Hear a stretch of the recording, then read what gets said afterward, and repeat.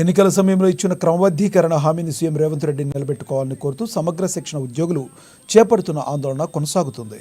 నిరసన దీక్షలో భాగంగా రెండో రోజైన శనివారం ఆదిలాబాద్ కలెక్టరేట్ నుండి ఎన్టీఆర్ చౌక్ వరకు ర్యాలీగా తరలి వెళ్లారు. అక్కడ రోడ్డుపై బైఠాయించి సీఎంతో ఛాయ్ పే చర్చ పేరుతో వినూత్నంగా నిరసన తెలియజేశారు.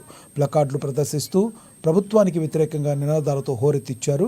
ఈ సందర్భంగా సమగ్ర శిక్ష ఉద్యోగుల సంఘ ప్రతినిధులు మాట్లాడుతూ సమగ్ర శిక్ష ఉద్యోగులను క్రమబద్ధీకరిస్తామని ఎన్నికల ముందు ఇచ్చిన హామీని ముఖ్యమంత్రి రేవంత్ రెడ్డి నిలబెట్టుకోవాలని వారు డిమాండ్ చేశారు.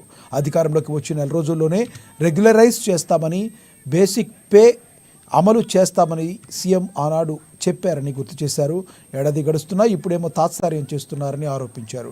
గత కొన్ని నెలలుగా ముఖ్యమంత్రితో సహా మంత్రులను అనేకసార్లు కలిసినా తమ సమస్యకు పరిష్కారం లభించకపోవడంతో ఆందోళన చేపడుతున్నామన్నారు.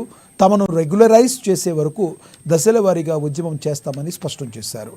ఈ కార్యక్రమంలో సంఘ రాష్ట్ర అధికార ప్రతినిధి పడాల రవీందర్, సంఘం నాయకులు పార్థసారథి, మమతా, వినోద్, సురేందర్ తదితర ఉద్యోగులు పాల్గొన్నారు.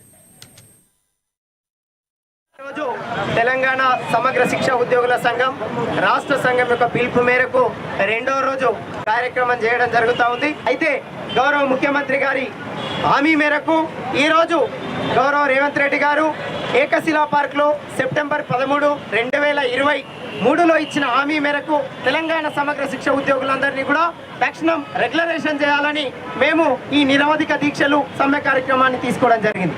వాస్తవానికి గౌరవ ముఖ్యమంత్రి గారు టీపీసీసీ హోదాలో వచ్చి స్వయాన హామీ ఇచ్చి తెలంగాణ సమగ్ర శిక్ష ఉద్యోగులందరినీ కూడా రెగ్యులరేషన్ చేస్తాం, ఈ ఏదైతే కేసీఆర్ పాలన ఉందో వాళ్ళనికి చర్మగీతం పాడండి, బాజాప్తా వాళ్ళ ఉద్యోగాలు వీకండి, మీ ఉద్యోగాల్ని రెగ్యులరేషన్ చేస్తామన్నారు. ఈరోజు 12 నెలలు గడుస్తున్నా ప్రజా పాలన యొక్క వజ్రోత్సవాలు జరుపుకుంటున్నప్పటికీ ఈ 19,360 మంది సమగ్ర శిక్ష పాఠశాల విద్యాశాఖ ఉద్యోగుల బతుకులు మారలేదు. 129 మంది ప్రాణాలు కోల్పోతే మన్ను వేయడానికి కూడా ఈ ప్రభుత్వం రూపాయి దుస్థితి. అదేవిధంగా 70 ఏళ్ళు నిండిన వాళ్లకు 61 ఏళ్ళ పేరు పైన జూన్ 30న రిటైర్మెంట్లు ఇచ్చిన పరిస్థితి. ఇది చాలా బాధాకరం. గౌరవ ముఖ్యమంత్రి గారు మీరిచ్చిన గ్యారంటీని నిలబెట్టుకొని తీరాల్సిందే, లేదంటే శాశ్వత సమ్మెకు కూడా 10వ తారీఖు నుంచి తెలంగాణ సమగ్ర శిక్ష పోతా ఉన్నది. ఈరోజు తెలంగాణ సమగ్ర శిక్ష ఉద్యోగుల సంఘం రాష్ట్ర సంఘం